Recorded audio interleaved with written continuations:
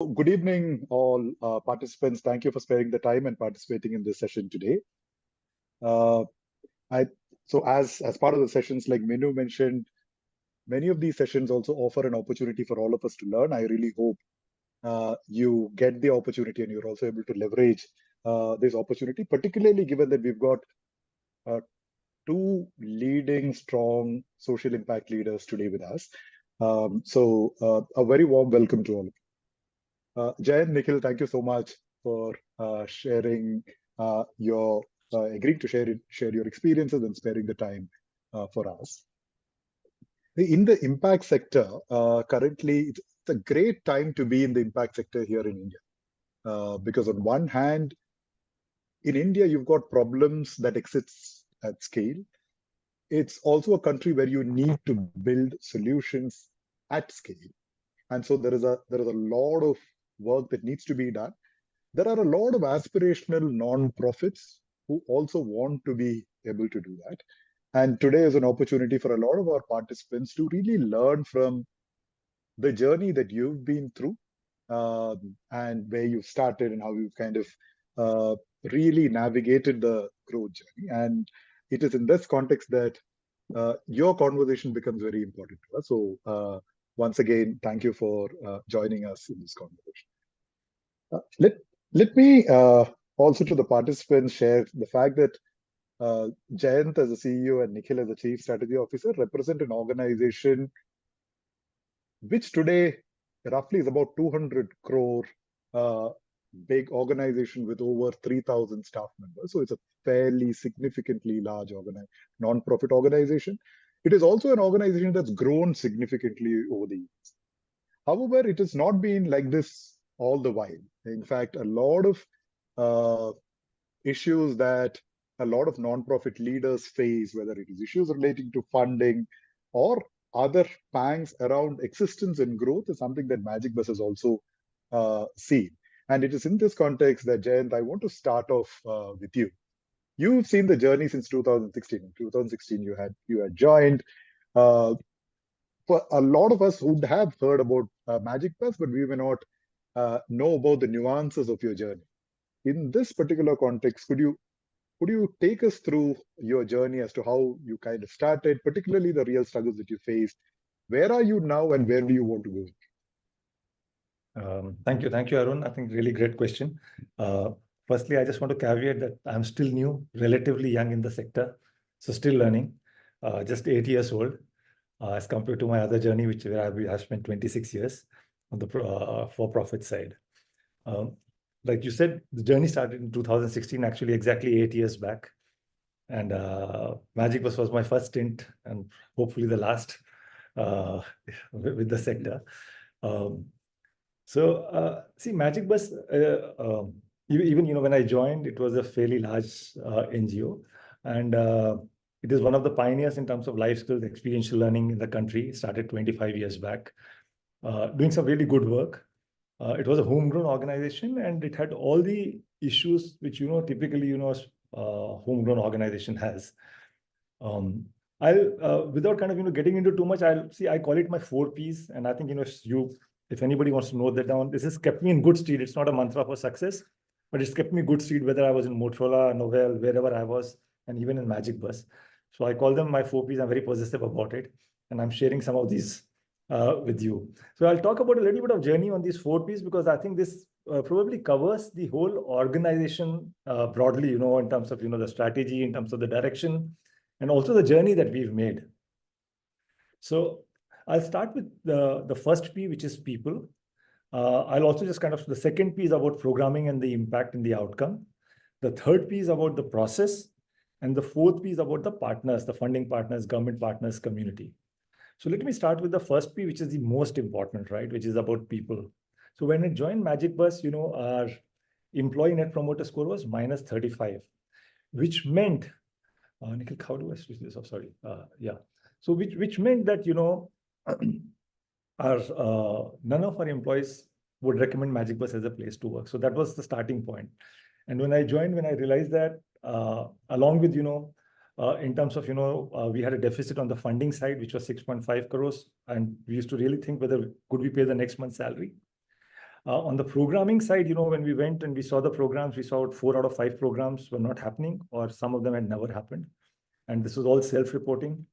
And from a funder perspective, we realized that most of our funders were not very happy. And so in the first 10, 15 days, I thought I should pack my bags and go back. Something egged me on. I continued kind of, and subsequently, so it's not, I see it's in no particular order, but I think, why I'm talking about these 4 pieces, that we worked on each one of them, either, there was serial processing or parallel processing, or depending on the effort in terms of the resources that we had. So the first P, the most important, is because I think you need really passionate people who are aligned to the organization, the goals, the vision, mission, and much more so over here than, on the for-profit side. You are changing lives, so you really need to, be able to deliver on what you are committing, right? Also, I'll caveat this with that, this journey has been extremely gratifying, and I'm still learning. I'm a beginner over here, and I just can't be more thankful than, that I've got this opportunity to change so many lives. So I think it's extremely fulfilling personally and professionally for me. So let me just start with the first P. From a -35 score, we moved to today, we are one of the best organizations to work for, great places certified for the last 3 years consecutively. So how did we start this? So first was, is building a really strong communication cascade. So we start with, every Monday we have a meeting called the GMC, which is the General Management Decision-Making Committee. Decision-making is inclusive as far as possible, not always democratic. So which kind of cascades into, a series of communications down the line, because when you're doing things, moving at a fast speed, you need to communicate. So communication cascade, very, very important. Regular town halls. So when I came in, I realized that, our people score being what it was important that, we have a common message across to all the people. So, we did a lot of town halls. I spoke about the quality of the programming, the vision, the mission, the strategy. We also set up a very, very fine, fair process in terms of, recognizing people and talent, a promotion policy in place. See, end of the day, if you genuinely take care of people, people can see that. And we really said that this is the people's first organization, and we really lived and walked that vision or mission of ours, right? So that is what kind of change, within 3 or 4 years, we could kind of get into this whole, one of the best places to work from a -35 score. So that was the first P, which I would kind of, talk about, very, very important. The second P was about the program, the efficacy of the program, which is what we are here for. I told you that, I went to 4 out of 5 programs. In fact, one of the programs was an RCT. You know what an RCT is? Randomized control test, which is the gold standard, right? And it's like a report card for any NGO, and you put in all your efforts to really make it succeed. I realized that for 1.5 years we've been doing it, but when I went there and I saw the program, a surprise visit, I realized that no program had ever happened over there. When in December 16, when I took a kind of, tried to account for how many sessions had happened, we realized only 20% sessions had happened, 80% had to happen in Jan, Feb, March, which is the most difficult period in the school, because our sessions happen in schools, and that's where, the school exams are there. So I realized that there was a lot of stuff that really needed. So we got down to the task of, we couldn't afford too much of technology at that point in time, and we got a very frugal technology, called OSS, our homegrown, which we tried to roll it out. When I rolled that out, the people came back and they said that, are you trying to police us? And as a new CEO, you have to take a step back, because, you don't want to burn your bridges with your people, right? And the question was that, what do you do then? Do you take a step back? Do you not roll out the technology?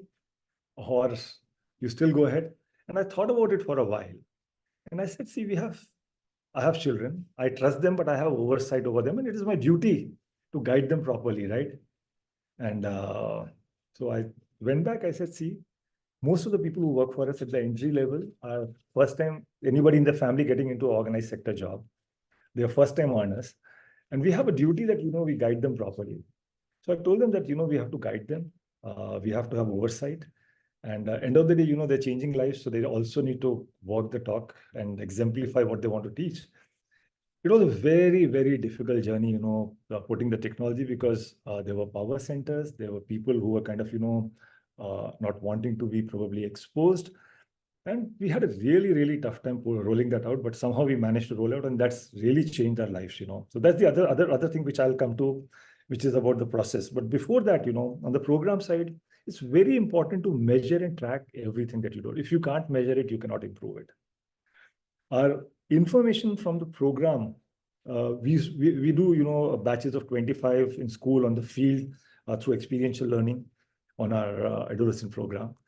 The information used to come to us 120 days after that. So if we needed to take any correctives at that point in time, we could hardly take any correctives because it's already too late. Now that we rolled out this technology, we have real-time information, what has happened now. Latest by evening, today, I will know what's happened, anywhere across, which session has happened, not happened, what is it.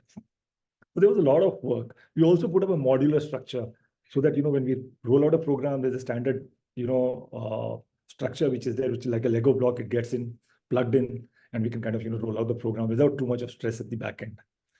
So that brings me to the third P, which is the process, So rolled out, a lot of technology when we could afford it, ERP, HRMS, layers of technology, and a maker checker on anything and everything that we kind of did.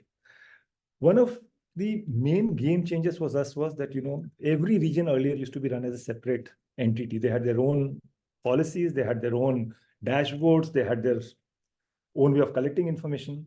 So there was no uniformity. So when we used to talk about certain information, we didn't know what is it that, because there was no common dashboard, what is it that we were talking about? And also the delayed information, the 120-day kind of a cascade up. So when we rolled out this OSS, or, our enterprise mobility, so that we could capture the information on the ground as it is, it changed a lot of stuff. We also built dashboards where we were all talking about the same thing, looking at the same information. That helped us to correct things. And then the last piece about, partners, predominantly your funder partners. And you need to understand what is it that your funder partners feel about you, because that is the petrol which drives, any organization. It's very, very equally important as anything else. So we've rolled out now, a survey where we actually catch the temperature, what our funders feel. Our funder net promoter score is plus of 90%, which is really, really phenomenal, because when I was in Motorola, anything north of 60% used to be reason to celebrate. So either we don't have too much of competition, or maybe we are doing a really good job. I don't know either of them, but I think it's a good space to be. We rolled out a portal. We've built a diversified funding portfolio where we know we have multiple streams of revenue coming. So a lot of initiatives taken. So in short, I think, it's been a fantastic journey in terms of, all the 4 Ps, we made good progress. We have multiple challenges, I'm not saying that, we are without problems. Our problem is very, very different now from the time we started. When we started, it was a question of, good people wanting to join us. Did we have funds to, do what we wanted? Building layers of technology. Today, the problem is slightly different, It is when your programs are well, when you're scaling up. We've scaled 4 times in the last 6-7 years, right? In terms of our revenue and outreach, many, many times more, right? 15, 20 times. So when you scale, opportunities start coming to you in terms of, funder. Today, people are happy to fund not only the programs, but also our vision, our direction, our backend. We've rolled out a platform called FutureX, which is the future of skilling. We've got funders who funded that. So the problem today is that, the question is, when government, policy, advocacy, people start coming to you, how do you grow at the same speed that, that you've kind of managed so far? Or how do you kind of, don't let those opportunities fall out, because there's a limited window of opportunity. So what do you say yes to and what you say no to, right? So that is where we are. Good space seems so, but it can also break the organization. So I'll just leave it at that. Maybe a very long answer, Arun. But I thought it was relevant to kind of share that, where we are and how we've kind of, traversed this. Thanks, much, Jayant. I've been part of multiple conversations. This is something that I do as a consultant for a living. But hardly have I come across conversations where someone comes across authentic and raw and talks about challenges that one has faced. And I really am thankful that you are bringing in the the human part of the organization also, and how you felt and how the journey has been, right? To know that at a point in time, there was deficit that you dealt with, that there was salaries that you thought of, that as NGO leaders, many organization leaders continue to think about. It's a very, very real life situation. Uh, Brings a lot of connectedness in this particular conversation. So one, thank you for sharing the journey and how you've been able to do it. So my takeaways from this has been your framing of the 4 Ps. Usually there are a lot of frameworks. This look fairly simple, very, very actionable. What I also loved in this conversation was this entire element of feedback. So even when you talked about people, there seems to be a feedback element there. You're talking about the NPS. You're talking about funders. You're talking about a feedback. In fact, one of our first questions is around the funder score, which we will kind of come to later. But I think this is super amazing. That's a great start. In fact, Jayant, I wanted to just build on this, right? So the 4 Ps is one of your philosophies. I also know that there are other mantras that you really use, and would love for you to share it with us as an organization leader who uses it on a day-to-day basis for the organization growth. I have two sets of mantras. So one is, I call it the Holy Trinity, which is Brahma, Vishnu, Mahesh. See, in the universe, you have to have a balance between, the person who's creating new things, somebody maintaining it, some destroying it. And if you have the right balance, I think things work. So within our body also, we have new cells being created, some maintenance system, the red and the white blood corpuscles, and then also, the dead cells kind of, getting destroyed, etc. So similarly, in an organization, you have to have the right balance, And if you have that balance, you will continue growing, doing well. So you have to find your Brahma, Vishnu, Mahesh, the person who's creating, the person who's destroying, the person who's maintaining. And if you have and if the balance is not right, you could kind of really, move south. So we found a right mix most of the times, I would say, not all the times. And it's really helped us steer, ourselves into the right direction. And see the pace. If you look at the top 5 or 10 NGOs, as I said, with a lot of humility, that we've been the fastest growing NGO amongst the top NGOs, and at such speed when you're growing, a CAGR of, 36% for the last 4-5 years, there are a lot of headwinds that you're facing, right? And there are lots of multiple challenges. But I think, I need to give it to my team that, they had the resilience to jello me and to also kind of, move around, that the organizations kind of, moved in this really wonderful direction where we are today, So extremely proud, but humble at the same time about, This is super amazing, and thank you for sharing this with us. I think this ability to bring in this framings as you go through the organization leadership journey is amazing. And I want to use this opportunity now to double click on one of the things that you mentioned, one of the P's, which is about partners.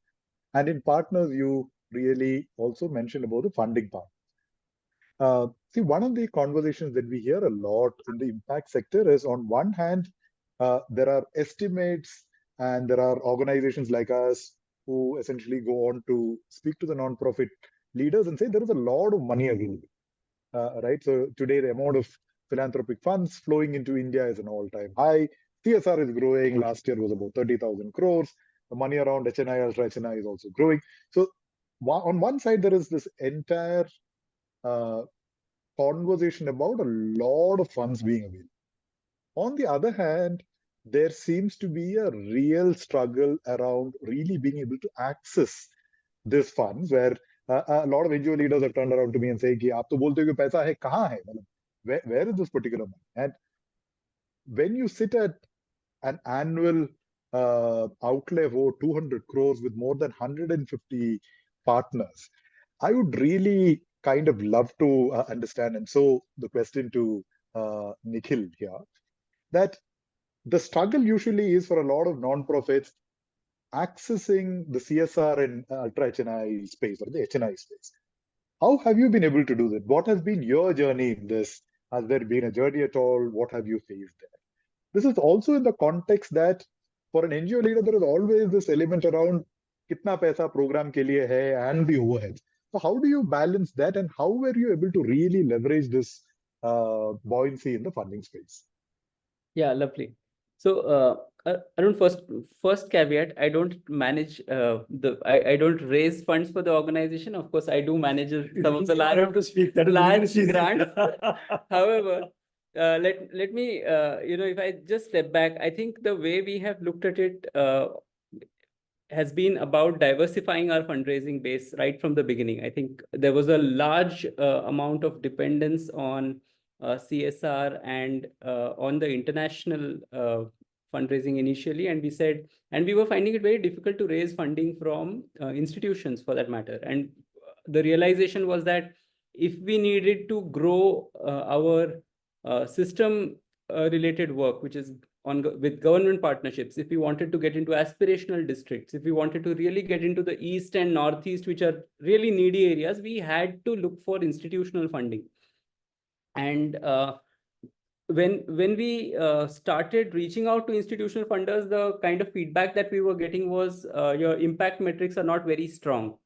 So the learning really was first about segmenting the funding, what are the different segments, and within those segments, which are the thematic areas, and that's something which everyone does, right? But having done that, then we started looking at which are the outcomes that are being funded in the different thematic areas. So we said how much of funding is there for socio-emotional learning versus how much of it is for socio-emotional learning and life skills and sport-based funding, to looking at how much of it is for education-oriented outcomes. And then we said that, okay, only 4% of funding goes for sports, but 40% of funding in those days was coming for education. So we said, if that is so, then and we need to access this large amount of funding, then we need to have a program which is also speaking of education outcomes, and it speaks in terms of the methodology. It has to be in schools and to be connected with learning and so on and so forth. So we started developing and aligning our program and started measuring our outcomes also on those lines. In 2018, we did we had another challenge. We were being asked about what is the outcome of the Magic Bus program, and we had, for A CSR donor there was X outcome, and for B CSR donor there was another Y outcome. We put all of that together, a metadata analysis, and came up with outcomes which spoke about school regularity for girls, and it was as specific as school regularity of girls on a Magic Bus program is 6 times more than school regularity of girls in any other program. So, like it was absolutely clear. And then there were studies which indicated very clear outcomes on school completion. So once we had that, we were able to target the entire offering towards those specific segments. And then on the back of that, we also got funding from some large institutional donors for scaling up our institutional funding. In fact, you spoke about raising funding to support fundraising. So we were successful in building a capacity for diversifying our fundraising base. We were able to have a team for CSR and for institutional, and grow our retail fundraising as well. Now we are looking at also growing the international funding in a bigger way. I think there is also a greater opportunity over there. So that's really on funding. I think there are many other initiatives also which we have done. One of the things which you asked was about the focus on overheads, right? And I think one of the important things which we did was standardizing our entire budgets. So we developed a standardized budget for the different programs, for our adolescent program, for our livelihood program, and all of that was then aligned to the outcomes which were being delivered, which I spoke of earlier. So that was one thing where we said which of our costs are also aligned to programs, and which are the costs which are specific to backend, which cannot be justified as part of the program as well. So we specifically analyzed our costs for reporting of program. We analyzed our technology costs, which were aligned to reporting of programs, and our human resource costs, which were aligned for recruitment of teams, and so on and so forth. So we were able to build a standard costing for our programs, which enabled us to be very transparent with our donors and say that this is our program costs and this is our overhead costs. and that has enabled us to balance out the entire overhead costs across the entire organization. We also raised funding for specific interventions, like for our technology initiatives. We went to and approached donors who were willing to support us for building our dashboards. We had a donor support us for building our entire operations automation system. There were donors who were aligned to supporting our ERP intervention. So, a lot of our fund requirement for these systems was funded. And then based on that, we were able to increase our efficiency even further. So that helped us bring down our overall overhead cost as well. Yeah, you please go ahead. So I just add to, I think, what Nikhil's, said. The first is on the fundraising, I would say there are white papers, a Harvard white paper, which says typically an NGO will have only 1 or 2 fundraising streams. You can't have more than that. I was very ambitious. I said it won't suffice for us. So I started building a diversified funding portfolio. We were good at CSR, but CSR kind of constrains you to work around the factories. Sometimes you can't get to although in India everywhere there's a need, but still, if you want to go to aspirational district, you don't have money. You want to go to Northeast, East, etc. So we said that we also have to raise a good amount of money from some of the other streams, right? So we started actually working on the institutional fundraising, retail fundraising. Now, retail fundraising is for the brave. I would not recommend that the NGOs get into it. It's a very, very tough game. We've got into it, but we got into it because, we had a funder who was funding it. That's the only reason we got into it. So we started building because we said, see, if anything changes, we need to do risk mitigation. We need to kind of, also see, suppose one of the streams gets hit, we have something else. So luckily for us, at least, 3 streams out of the 4 that we rolled out are doing well. The 4th is something which Nikhil spoke about, international fundraising, HNI galas, etc., that we are working on. We've got a good consultant to kind of, start strategizing on that. And we are focusing on some of the international markets where a good chunk of money is there. So that is number 1. The other thing, which was a turning point or a pivot for us. So one was this operational efficiency, which Nikhil spoke about. We had a very high overhead expense. We brought it down. We are probably one of the lowest. Because once your funding grows, you have more money, more and more money. So bringing percentage down is relatively easy also, right? One of the turning points for us, and I really want to talk about this, is that, see, you have to be brave. You have to take your chances. You have to take risks and innovate. And I would really, kind of give credit that, one thing that I've been able to infuse in every Magic Bastian is to look at scale using technology, scaling our impact using technology. I love trying new things, and I do it in a controlled environment. And once it scales up, I take it across, because the programs are really, really huge. So we did an incubation project before COVID. And this is really one of the pivotal moments for us. So which was a job exchange where we had only girls in rural Aurangabad. And we had a platform where we had skilling partners, we had employers, and we had these youth, the girls. And we could place in a very short time to 2,000 odd thing. And this was supported by UNFPA? No, UNDP. UNDP. So it was well recognized, it's reported across and all that. So when COVID happened, see, all our skilling programs happen in a physical center. We couldn't meet. We did a very quick survey and we found that, 70% of our peri-urban and urban centers, skilling centers, the youth had smartphones. And these are all marginalized youth, right? So we very quickly changed the program into basically a online program. Virtually, we revamped our curriculum, content, the delivery, trained our people. And very quickly, I think in 1.5, 2 months, we were able to roll that out.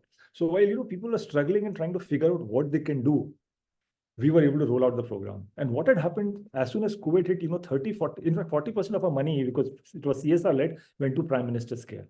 We didn't know we'll survive, this whole onslaught, right? And nobody knew how long this was there to stay. So we were very worried.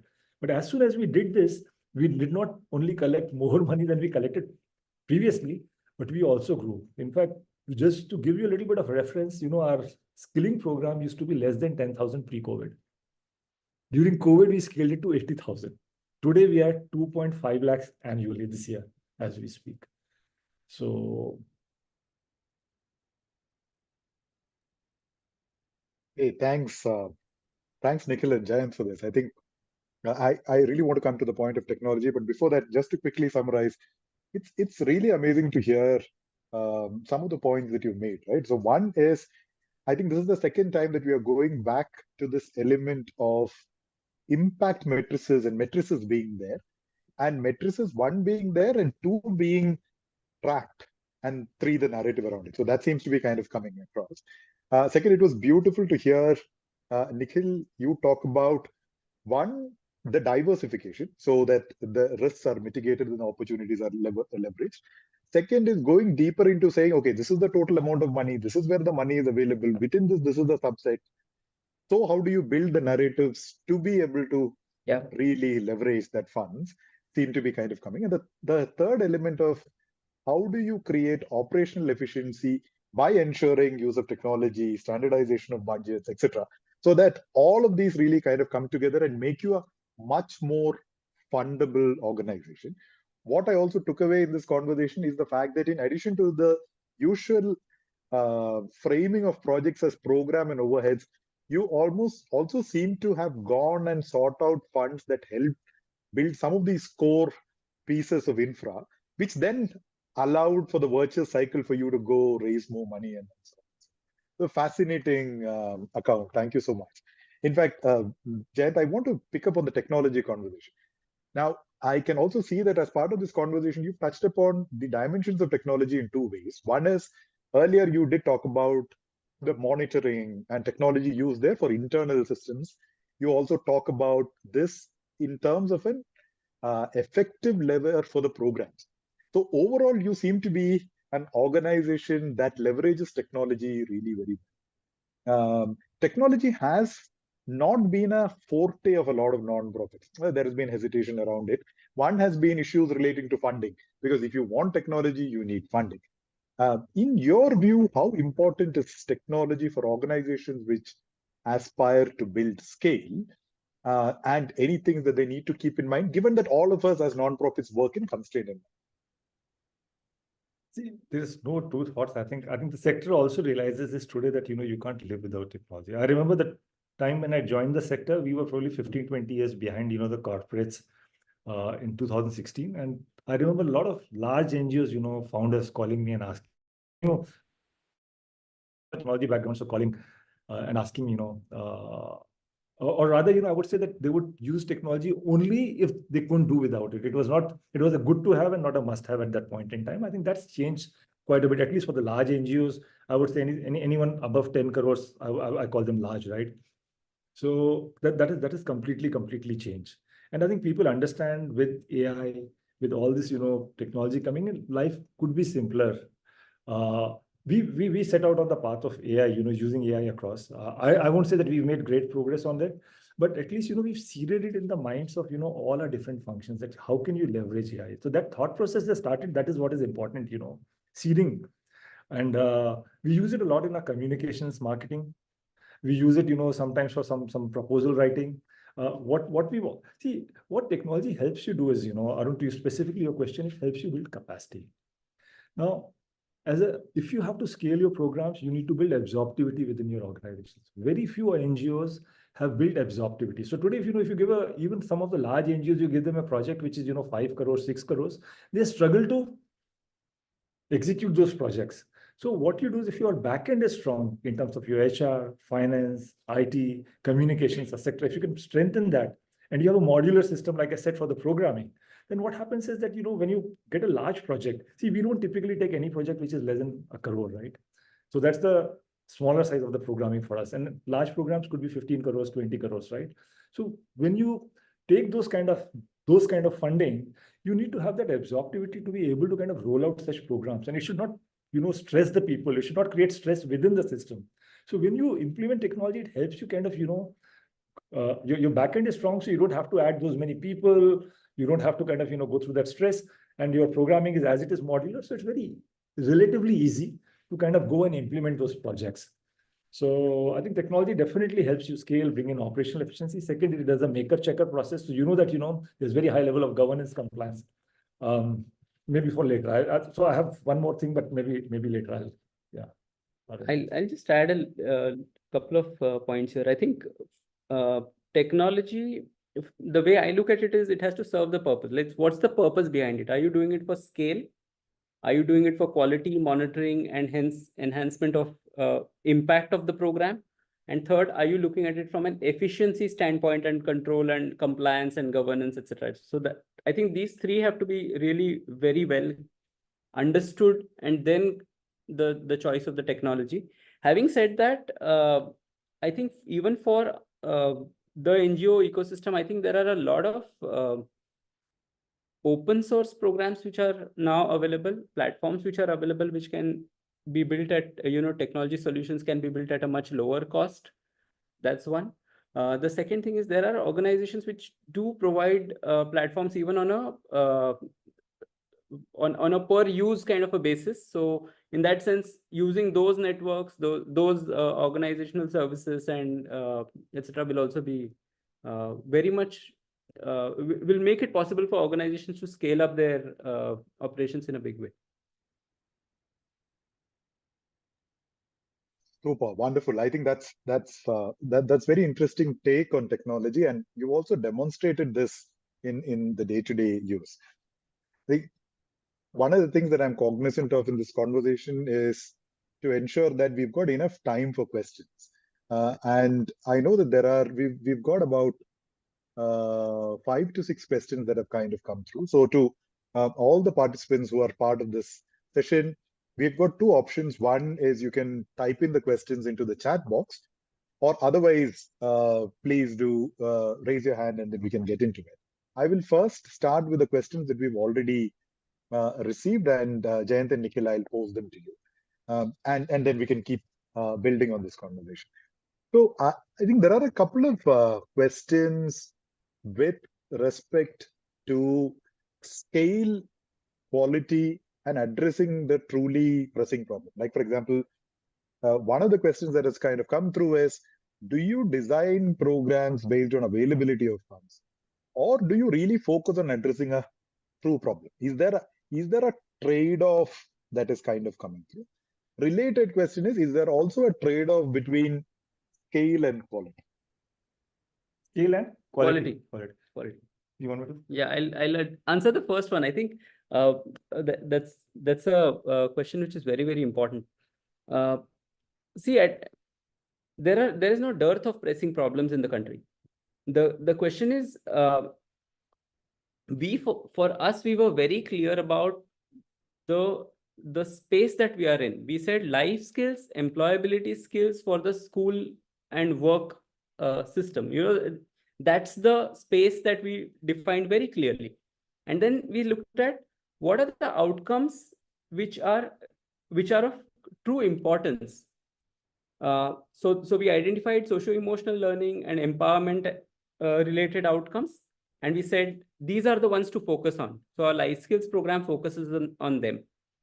Then there are outcomes which are pertaining to school outcomes. So say school regularity, school completion, and grade transitions for children who are weak in their learning, and started looking at so basically literacy and numeracy related outcomes. And then finally on the work outcomes, we said let's focus on job placements again at scale, average salary. So we said how can we continuously keep enhancing our average salaries? And the third thing is to look at retention in jobs. So we said if all of the pressing problems that we are looking at can be summarized into these segments of life outcomes, school outcomes, and work outcomes, then can we align all our programs around that? What that enables is also, it's easier to build a narrative around something which is very tangible. Right now, CSR funding, there is a lot of CSR funding for skilling programs, because on the skilling side, outcomes are more tangible and easier to, say that this is the outcome.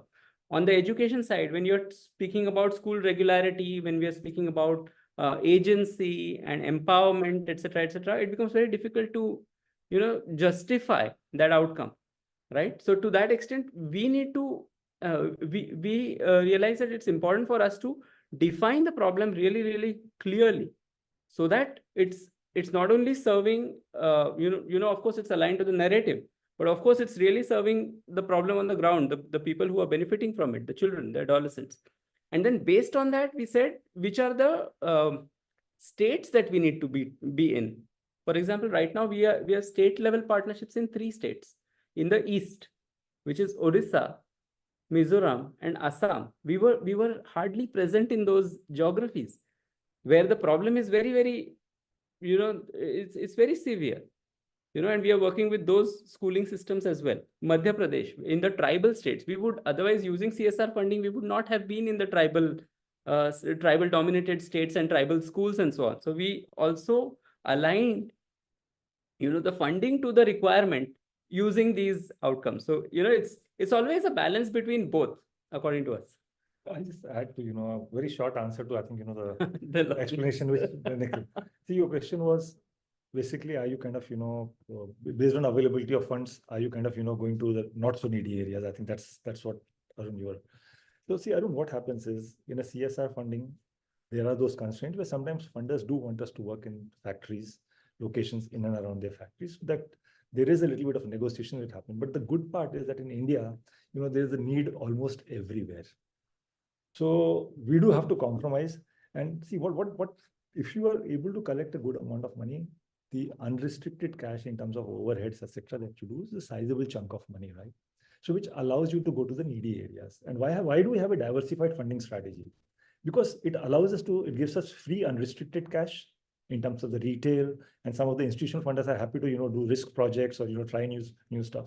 So it gives us risk capital. It allows us to go to the needy areas. So today, if you ask, we are doing almost 25% of India's aspirational blocks. We are serving. We are actually there. We're working with children. We are working with, I don't know what percentage, but at least in, the 4 or 5 predominantly tribal states, we are actually going and penetrating tribal school systems. So we're doing some really good, remarkable work. At the same time, see, you have to also do a little bit of, with Mandoli in terms of, CSR funding, which is the fact. So the short answer is yes, I think, we do both. We have to go to places like, a lot of programs happen in Bangalore. I think the maximum number of NGOs are in Bangalore, in and around, right? In every school, there are 5, 10, 15, right? The funders want it, right? So you have to do some of that part. The second question which you had, Arun, was scale versus, quality, right?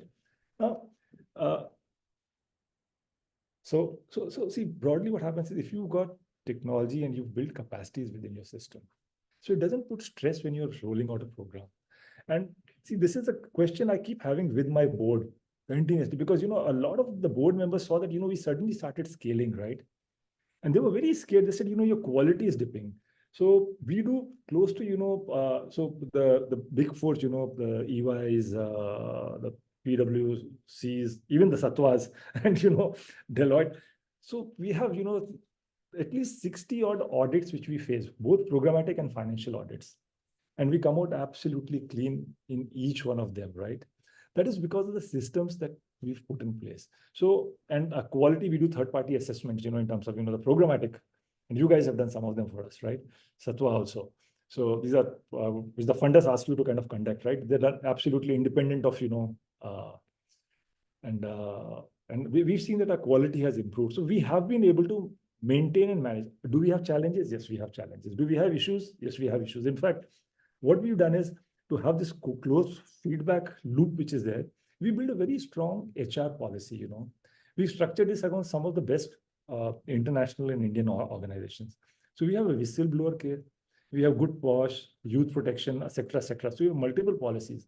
Now, if anybody sees that something is not absolutely, is not kind of, not being done correctly, or there's some data impropriety, so people can actually, there's this email ID that they can write to. We keep it anonymous. We investigate every single, even if we hear something, we investigate it.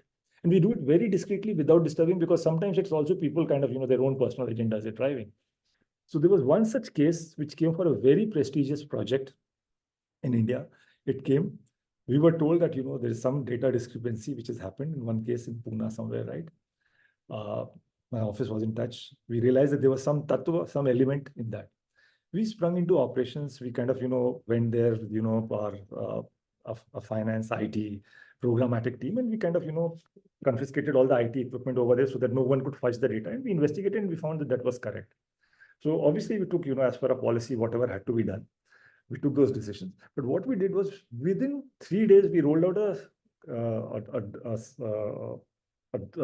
division, can I call it division, or a division called FPD, which is fraud prevention detection. Yeah.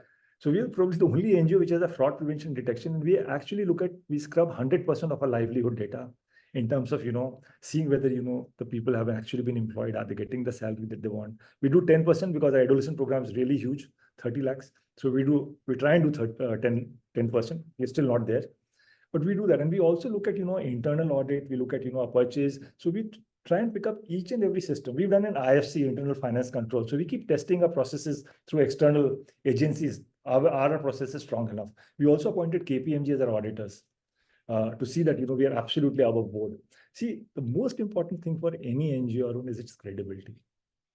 And especially when you're working at scale, right? If you lose your credibility, people are not going to come back to you. So we are very, very particular about our governance, our compliance, and seeing that, when we say something, we really try and do it. There are times when we miss it, we goof up, we go back to the funder and honestly tell them that this is what it is. And then we take either no cost extension or try and, say that we'll complete the target within a certain period of time. So we are very, very honest when it comes to, in fact, even for this case that I spoke about FPD, right? When my team came to me, it was a very prestigious, and the data was going into some system which was, I can't talk too much about it, but it was. So my first thing was, you please go and tell whoever this is that, we need to pull this data out. This is not correct. My team had questions. We will be blacklisted. I said, I don't care. We made a mistake. Please go do it. And when we went and did that, we got brownie points because people said, nobody does it. You're doing that, right? So I think honesty is also the best policy, I think, in most of the times, I would say. Yeah, thanks, Jayant, for this. In fact, what you've also addressed now, particularly with respect to pressing problem versus funding availability, is also a real problem that I also see many of the nonprofit leaders deal with, because there is always the sense of, is there a mission drift when you're trying to look for funding? And from what Nikhil and you seem to be saying, it seems very clear that it is important for you to be clear about what is the outcome that you want to be able to do. Keeping that in mind, there is actually a realistic way of really getting there. So bring in realism into the conversation. You can still serve the purpose, and you need not necessarily undergo a mission drift. I think that's a fantastic point. I can also now see that it's only me who is asking questions, whereas there are a lot of questions that are coming up on the chat. So I'd like to open this up to the participants, particularly the ones who've already put the questions up on the chat. Feel free to unmute. What we will do as a format is we'll take about 3 questions in one go collectively so that Jayant and Nikhil can answer them. We will complete that, go into the second round and do a few rounds like this so that we are able to complete. Over to anyone who wants to unmute and ask the question. I have only one request. Given that time currently we've got another 35 minutes available. Time is at premium. So if you have a question, please do keep the question brief so that others also get the opportunity. Thank you.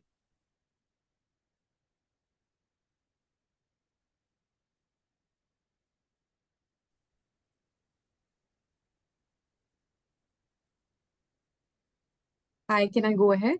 This is Pallavi from Indian Grameen Services. Go ahead, Pallavi. Yeah, hi. So my question is around negotiations while program funding and everything goes around. So how can nonprofits effectively negotiate program funding that includes competitive staff salaries to attract and retain your talent, while also kind of aligning with the funders' expectations for cost efficiency? So I find that as a major challenge. Well, I think it is. You're right. It is definitely a major challenge. Yeah. There's no easy answer for that, Yeah. See, I think firstly, it depends what stage you are, right?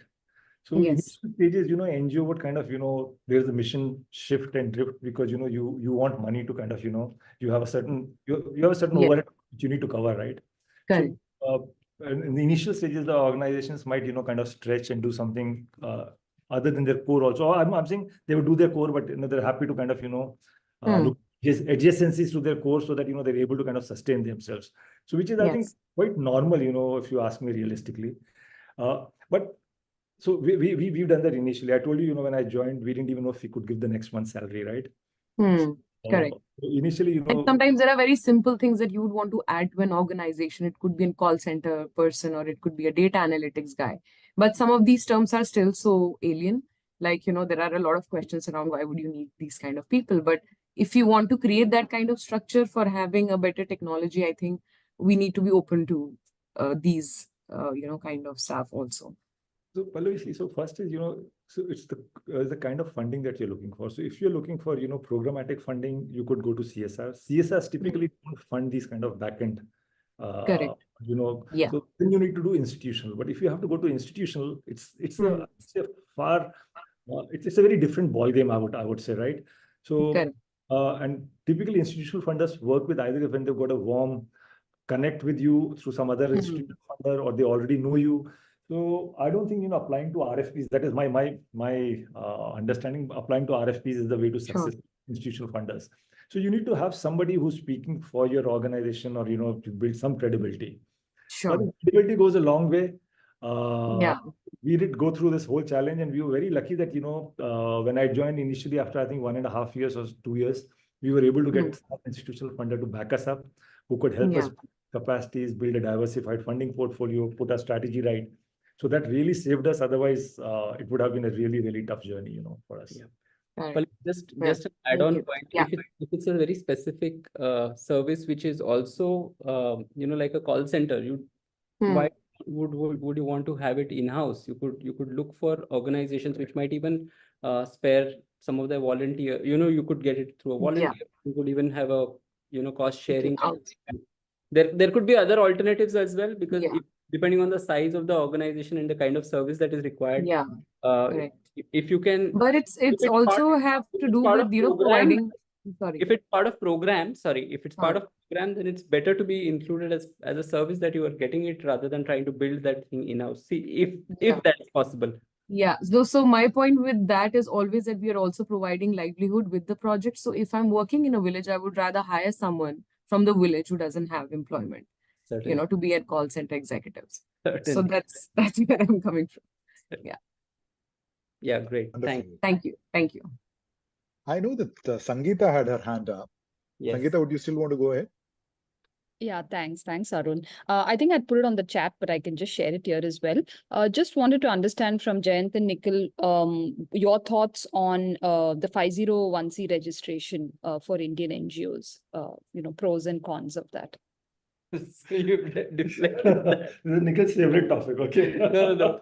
So, so I don't know what specific thoughts you're looking for, Sangeeta. I think it depends. Assuming that your organization already has an FCRA, then see it really depends on what is where you are with regard to the organizations which are already funding in India. Okay, what's your connect with them, and are you already leveraging them sufficiently, and hence you want to set up an organization over there to get funds through a local organization or not? So it would really depend. It's a very difficult thing to say which is the better thing to do. That's the reason I passed it on to Nikhil, I don't know whether I can completely answer that question right now. No, I guess it calls for a longer discussion, so I'll pass on that now. Thanks. No worries. Thanks. Super. Purvi, do you want to go next? Yeah, sure. So hi, I'm Purvi, and we work with girls pursuing STEM education, and the whole idea is to prepare them for leadership roles, because there are not enough women at workplace and in leadership. So my question, so we have been running for 17 years, and one thing that I've realized that it's becoming very hard to build corpus. So I just wanted to know your thoughts on how to build corpus. Otherwise, we are depending on year raising money, and ours is an ongoing project for 4 years. So if somebody does it, unless they give upfront commitment as an ongoing project, every year we are seeking funds for the same students or for the new students we are going to enroll. Just one question. When you go to a funder, do you ask for multiple year grants or is it a single year? Ongoing, she said. No, Yes. Program is, but do the funders fund multiple years or is it Yeah. a single year? Yeah, that's good. So earlier we used to get, of course, some funders did give upfront for multiple years, but now everybody releases money yearly. Some of them put it out in the MOU that it is 4 years, so that commitment is there, whereas some will say, we'll give you first year and then we'll see next year how it goes. Now, it is so tempting to refuse that money even if they don't commit for 4 years, right? And then second year again, we go back, some of them may pull out, some of them, I mean, earlier we didn't have this issue, people didn't pull out that much, but now even large donors, because of some change in focus area or whatever reasons, they pull out, and it becomes very hard then to look for new funding for new enrollments as well as existing students. See, so we no straight answer again over here. See, what happens is today, if you look at the new CSR law, there are a lot of things which are actually covered under programmatic, right? Right. So PD, impact, everything which earlier was not the case. So a lot of your cost, back-end cost, now you can push to the program, right? So what happens is which leaves you with a healthy 10%. So depending on the organization, some give 10%, some 9%, some 15%. Back-end is there for you. So that backend is what you need to kind of see that idea is that at least your direct program costs, which are PD, impact, content, curriculum, all that should be pushed into the program. The backend cost is available for your overhead costs. Now, if you can grow since you're 17-year organization, I'm sure you have I don't know if your basket size is increasing with the existing funders. If they are, and if you have technology and you've brought in operational efficiency, then what happens is it allows you to kind of work with your costs remain the same. You're able to save more and more money, and that's what we've done at Magic Bus, right? We brought in operational efficiency. We brought this whole maker checker system, and initially the cost did go up, but subsequently we could bring it down because our overhead cost was so high that we could only improve on that. Sure. So sorry, it's not so much about overhead costs, but direct costs, because we give financial payout to students, we give medical insurance to students and their mother, so it's the actual direct cost, and we have training, skill enhancement for them. So these costs we need year on year for the same set of students, and also for the new students who are joining the program. So what I'm trying to say is, like, I mean, even if we had some corpus, we can rely on that funds in case of eventuality, right? Yeah. But how do you build? Because now with CSR funding, you can't, you have to spend the entire money. Yeah. So there has to be some general funding and all, but how much, I just want to understand, how does this corpus funding work now in today's time? So I'll answer the first part of it, basically how to build corpus. Again, simply, you have to look at other streams. If you have institutional funders, they can kind of, they allow you kind of more bandwidth, Long term. more space in terms of, trying some of the risk stuff. Also, allowing you, even, for example, some of our institutional funders, when COVID happened, they actually gave us additional money, supported us during COVID because they knew that, a lot of our CSR money had gone away. You have some of these anchor funders who are supporting you, who believe in your vision, mission, etc. Right. Okay. So I think that's one of the way. I think the second part was no, and nothing beats minimizing your unspent. I don't know what would that be, because we've had a situation where our unspent was quite high on programs, and then when the CSR law changed, then that much money was taken away by the funders, right, in the subsequent year. So actually, Right. triple whammy for us. One, we were not spending the money. Second, the overheads on whatever was spent, that got reduced, and then the next year's grant got reduced. So Yeah. we said, how do we just focus very rigorously on minimizing our unspents on our projects. So what it means is building budgets which are very, very much aligned to the true cost of the program as much as possible. And I know there is always a gap between budget and actuals, but then reviewing that at least quarterly, and then going back to the funders and requesting for any changes which may be required based on shifts in the program. So those are some of the things which we have tried to build in very rigorous systems to do that in a very structured, formal manner. And Puri, there's one more. See, there's one more instrument which is kind of gaining traction, right? Which is either blended finance or outcome-based finance. So there, there is a room for you to kind of also create some additional corpus over there if you are sure about your. It is risky, right? Because there's an outcome and a risk funder over there. So if you're very sure about your outcomes, you can. But I would suggest that at any point in time, don't have more than 15-20% of your funding coming from that, because if your program sinks, then you had. Sure. Great. Thank you so much for this. Finally, there was one more thing which was about and it's aligned to one of the questions which I'm seeing in the chat, that there is a lot of unspent which comes up at the end of the year, towards the end of the year, and how do we leverage it? So I have seen that some organizations are able to package their programs in a way that it's per beneficiary kind of thing. And this is not just to what Purvi was asking, but to some of the other questions. So it's also about aligning what outcomes you're delivering, and then kind of cost it in a way that's aligned with the unspent that may be available. So per youth skilling, or per youth placement, or per child training, etc., kind of a flat cost model. So that's another way to enhance the efficiency of the overall organization. Super. Nagaraja, would you like to go next? Sir, good evening, sir. This is Nagaraj from Ajay Foundation, India.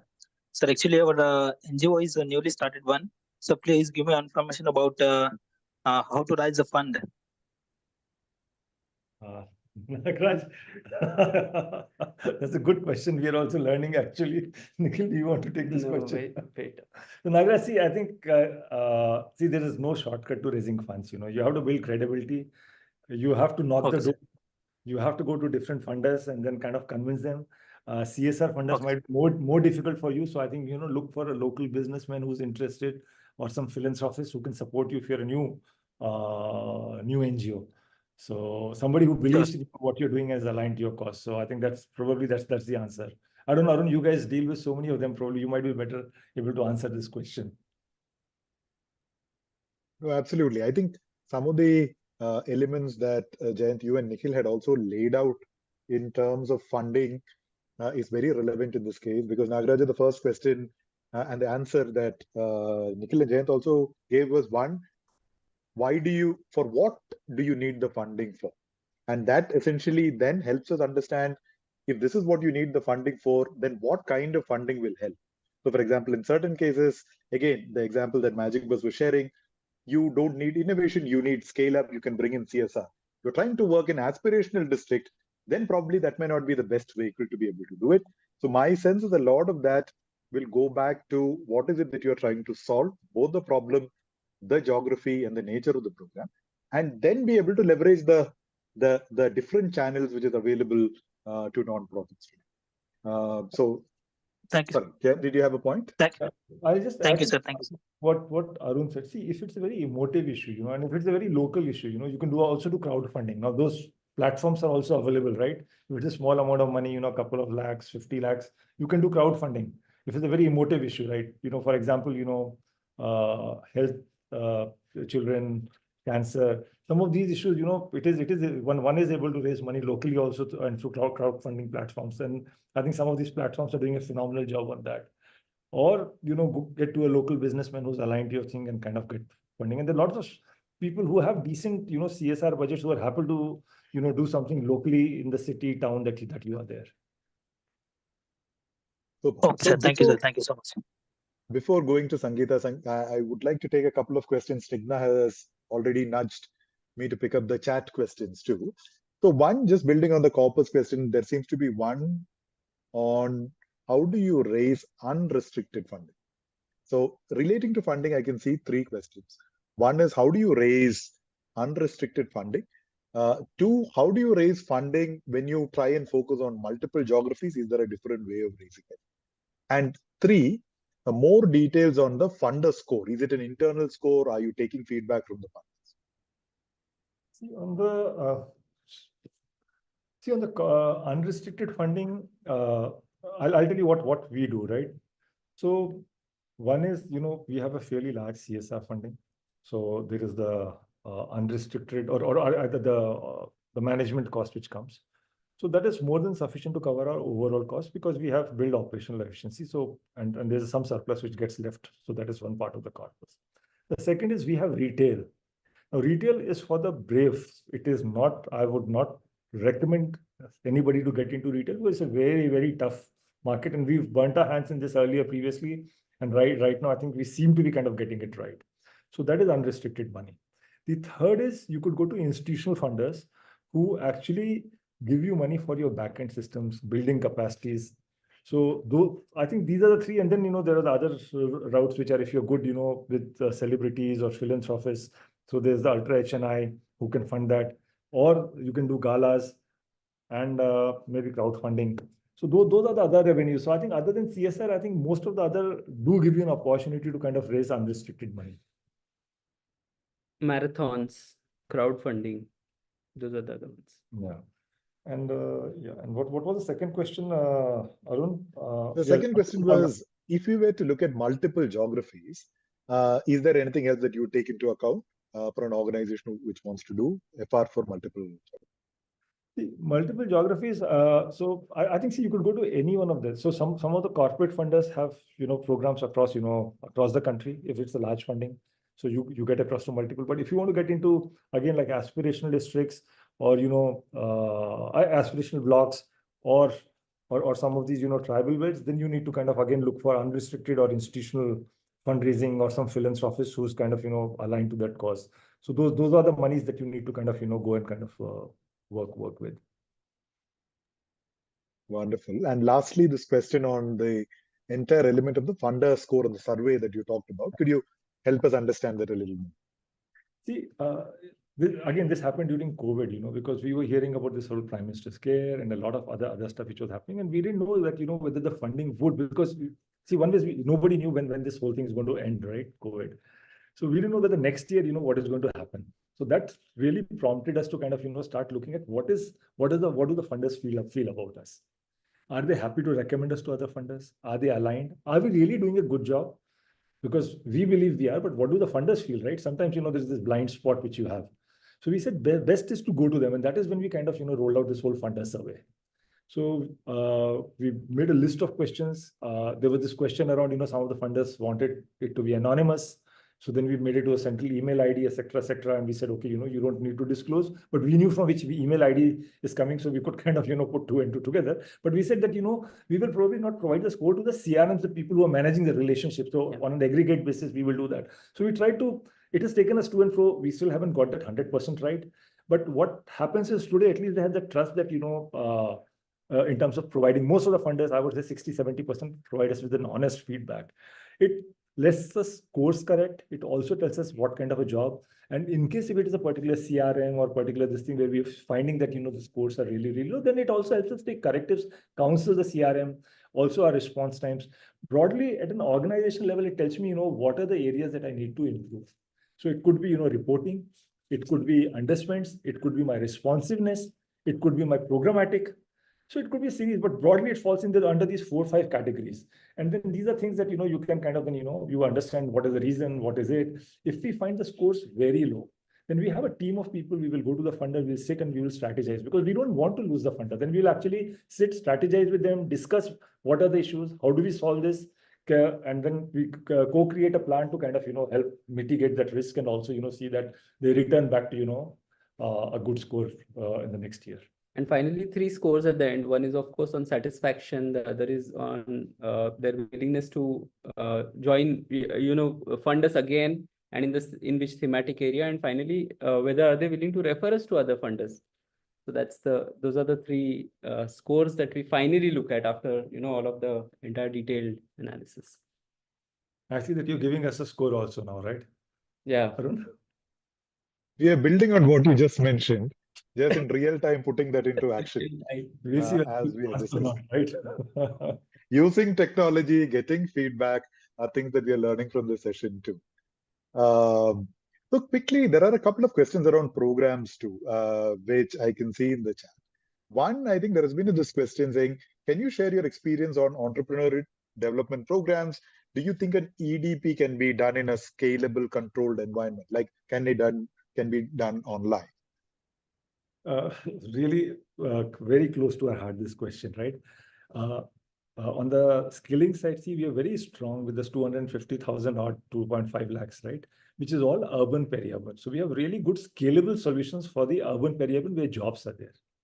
What we've done is you've got a foot in the door in the entrepreneurship development program, because I told you that, we do anything which is scaling using technology, right? So we still find that the ETP is not. See, one is it is a very intense program. It requires a lot of handholding. It also, the conversion rate in terms of success is very, very low, 1 in 10 or somewhere in and around that, right? And it also is very, very capital intensive. So the question is, when you're talking about, the bang for the buck, when you're spending 1 rupee, what is the return that you are getting on this? So what we're doing is we're doing a lot of different incubation, or we call it innovation projects, on entrepreneurship, women's leadership, MSME, local this thing, going into, cities like, now we're getting into Meghalaya, where we have no jobs are there, seeing, can we migrate, global skilling hubs. So we're looking at a lot of these different innovation programs to see if we can kind of, get it right. So so we're working at a very, very small scale. When we say small, it is probably, we've done right now, what we've put up around 1,000 or 1,000 entrepreneurs we've put up, which is very small based on our scale. But the whole idea is that we keep learning, and probably at some point in time, there would be technology which will help us, scale these programs. And we know that, right now we're not being a holistic player. We're only solving the urban problem or peri-urban, and we are not solving rural where 70% of India lives. So we're very cognizant of that, and we really want to get into that space. See, EDP, the way we look at it is, it's that, what's your model? Is it a supply-led model, or is it a demand-led model as far as the value chain of that set of entrepreneurs is concerned? If you're going to a district and saying, okay, I'm going to build 250, 300 or whatever entrepreneurs here, and they could be coming from multiple different businesses, and we are going to, coach them, and then we are going to build their skills such that they are able to build sustainable enterprises. That's one model. The other way to look at it is, okay, I'm going to look at X value chain and say that I'm going to build 500 entrepreneurs who will be in this particular value chain. So these are two different models, right? And what our point of view is that a supply-led model will have limited scalability. A demand-led model, where you're looking at connect with market, and there are going to be higher risk elements over there, because that entire project might not be sustainable in the long run. But if you are able to hit upon something which is scalable, then that could give you significant scale. So it requires some bit of detailed study, certainly, but that's our point of view. And yeah, finally, what is important is to not think of EDP as from a development sector point of view. I think EDP has to be approached as a business. You first need to understand that, is this business sustainable or not? And in order to make this business sustainable of this entrepreneur, what is really required? Is capital an issue? Is market linkages an issue? Is there costs higher than a comparable business which may be scaled up already? Where is the gap? And then try to fund that gap. If you're able to fund that gap in a scalable manner, then the entire approach becomes scalable. That's my point of view. I'll just add to just one more point. See, the government is really taking some concrete steps. The government is very serious about, some of these things, creating jobs. And I think that's the biggest issue that the government has today, right? So in fact, we've been kind of, working with the skilling ministry, and there's some really, really strong intent. Now, I think the detail is in execution, but there's some really good policies which the government's laid out, make in India, Viksit Bharat, also the MSME. So there's a whole lot of stuff which is doing. Also the fact that, there are platforms like ONDC. I think one of the great examples is in Bangalore, Arun. I think you're very used to, right? That Nammayatri or something, right? Really fantastic models, right? Then there is Honest and all. So I think there are good opportunities. The government is at least putting up these platforms which are there where people can get in and kind of, be able to, at least the demand and, connect with some of those. Wonderful. I've got one last question which remained unanswered on the chat. This is a question from Swapna. And Swapna is asking, can you share an experience where programs done in urban poor areas have resulted in livelihood opportunities that were sustained? Nikhil, you want to talk about Bhandara? Or do you want to talk about this That women's she's leadership looking program? for urban. So No, she thinks, you said urban or rural? Urban, Jayant. urban skilling, basically. That's Urban skilling. Do we have something, Nikhil? I'm just trying to. So most of our urban skilling program is in urban, and see the hypothesis. Entrepreneurship program. Entrepreneurship, or you're looking for skill? You said entrepreneurship So program, right? Yeah. So the question is broadly programs which has resulted in livelihood opportunities, and I think that could be skilling and entrepreneurship together. So see, yeah. So that's So skilling opportunities, I think, see, our experience is that skilling opportunities connect with jobs, etc., are definitely sustainable. The young people do opt out. So see, it's ultimately the young person's choice at the end of the year whether they want to stay in that job, move into another job, or continue with their education. And to that extent, there, we'll have to measure to what extent is it sustainable. Our experience is that for young boys, it has been, they have sustained more in the job than young girls. We see that the girls' dropout rate is still slightly higher than what we would like it to. And on the rural side, we have seen there are specific instances where there were benefits which we had not thought of. For example, it led to migration, but the young girls contributed so significantly back to their homes that the program really flourished, and we were able to scale that up in that rural geography. Of course, we decided not to pursue it further because it was leading to a lot of migration, and we didn't want to support that. So, some really great examples of having sustained benefits in urban, and also some benefits on the rural side. So a lot of examples on that. Wonderful. Thank you.